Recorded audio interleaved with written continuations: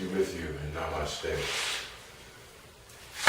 Okay, talking about breathing, yes? This is, I think, lesson 3 on breathing.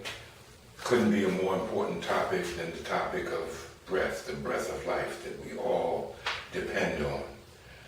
So we talked about the Homey So breath. We'll talk more about it as we kind of, get into some other things because we'll be using it. The second breath that I want to cover with you is the Agni Breath, A-G-N-I, Agni, which means fire, and as a corollary to fire, it means dynamic, penetrating, okay? Before we go there, though, let me say something about the breath, about breathing. Why is it that when we are tired at night and being called to sleep, or when we wake up in the morning and are being called to wakefulness, called to consciousness, what is it about that natural yawn and stretch? Think about it for a moment.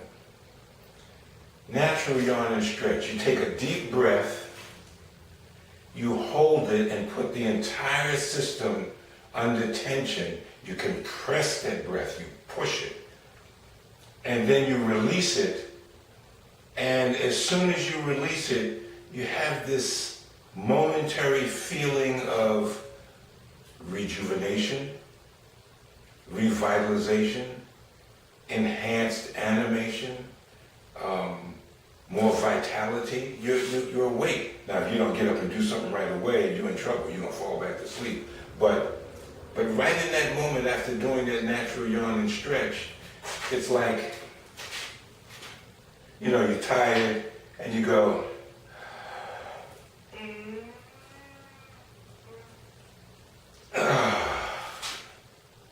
and right after that you feel, oh, okay, I'm awake now, And if you go and you do something, you mobilize that energy, then you're over, you'll be aware. Okay, so what is that? Notice that every major shift in our psychological or emotional state has a corresponding shift in breathing. Anxiety has a breath, fear has a breath, anger has a breath, passion has a breath. Every major psycho-emotional shift in our makeup also goes to produce a different breath. So the question becomes, if those natural breathing phenomena influence our psychological, emotional, and physical state, can we then control the breathing? And in turn, through that control, can we then go on to affect our psychological, emotional, and physical state? And the answer, obviously, is yes. I wouldn't have taken the time to say all of that, okay? So, what we're learning now, right here at the beginning, what we're putting in place is the understanding of the power of the breath. That if we learn to control our breathing, we can learn to control a number of other aspects of who we are and how we function in the world. So this is not just about your kung fu, your martial arts. This is about you and how you walk the planet, okay? So again, coming back to the Agni Breath. Very simple. Simply say something that sounds superior. And in 5 words, you'll have the technique of the Agni Breath. Simply say something that sounds superior. So when we're going to do the Agni Breath, we take the tongue and we press it to the roof of the mouth. We touch it to the roof of the mouth, just behind the teeth, in a relaxed way, not hard, in a relaxed way. And we can regulate the breath by how much pressure we create between the tongue and the palate. So the Agni breath can sound like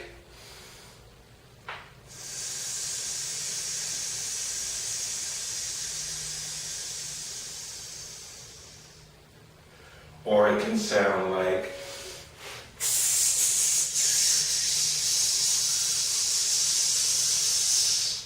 and I don't need to tell you, you could see it.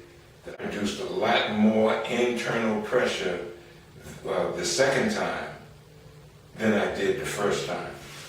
So we'll use the Agni breath when we want to create tension in the body, when we want to potentiate chi by contracting the muscles. Every time you contract a muscle, you potentiate chi.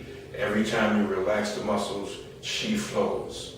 So the Agni breath takes us between tension and relaxation, tension and relaxation, tension and relaxation. So I would use the Agni breath in, for example,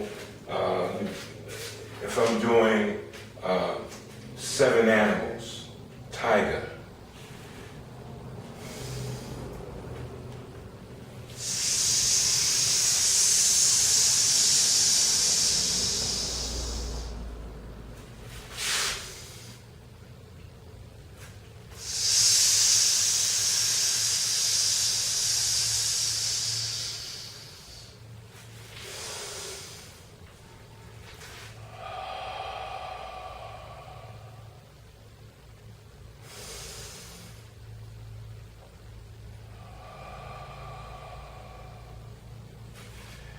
We also use, that was moderate pressure, moderate, no place near the max.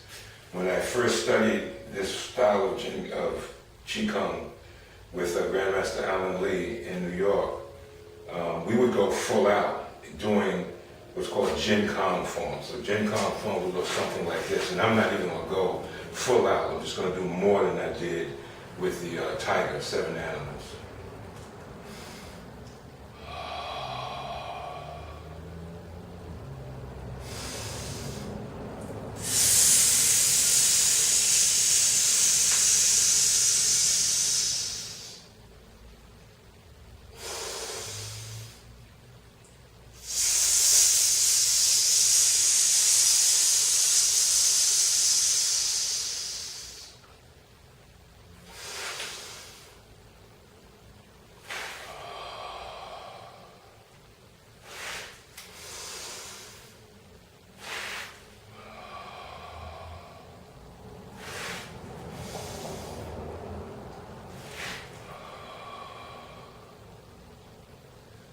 Much more pressure of the breath inside.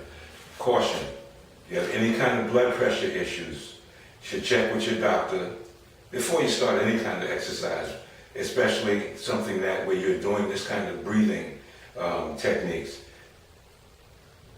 Qigong can lower your blood pressure. This can be a good thing, but if you already have low blood pressure, it can be a problem. Check with your doctor, see if you need to make any adjustments, so they get the approval, and you're working out on your own. You don't have a teacher there to guide you and nurture you through. Then just pay attention to the number one rule, always start slow. Start slow, build up. So I don't function any place near the way that I did it the second time, the Jin Kong form. I've learned over the years that it's not necessary to produce that much pressure in order to create the kind of dynamic tension that allows us to produce chi through the muscles, okay? Through li, muscular chi. And we'll talk more about the application of that, the usefulness of that later on as we go on. There's one other piece that I want to give you, the Agni breath, Ah. So where does the Ah come in?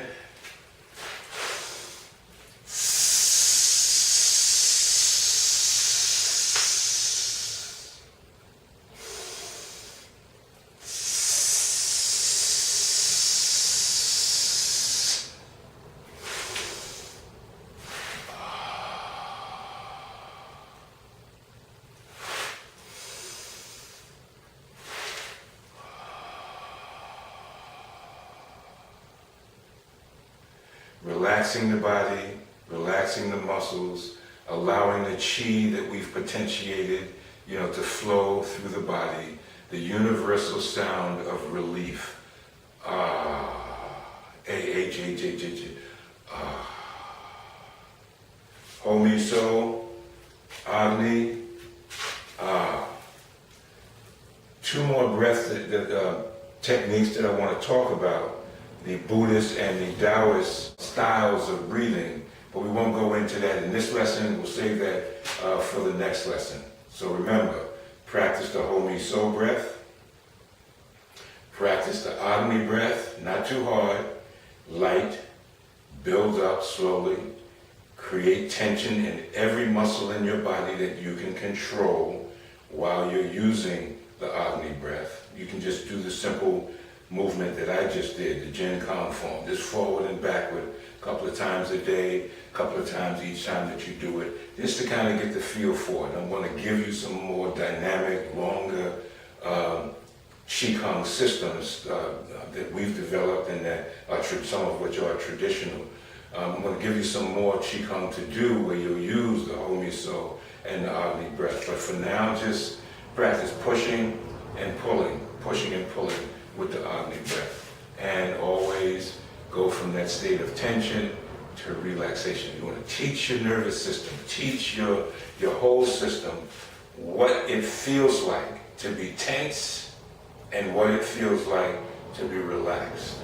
So that when you need to go from tension to relaxation, you can do it, and you can do it easily, you can do it quickly, you can do it with what we'll talk about a little bit later on, explosive power. Okay, I hope you've gotten something out of this video. If you like the video, please click like button below. Please click the subscribe button, become a regular viewer of our videos. Click the little bell so that you get notifications when new videos are being uploaded. Share the information about our playlist with your friends and colleagues, other students that you train with. Visit our website, seifusharif.com. Seifu, S-E-I-F-U, Sharif, S-H-A-R-I-F.com. Visit our website. I do a monthly blog discussing different aspects, of the system and of Qigong, of Tai Chi, Qigong, and Kung Fu in general, Chin Na also. So visit the website, check out the blog, and I'm hoping that you have a wonderful, absolutely wonderful day.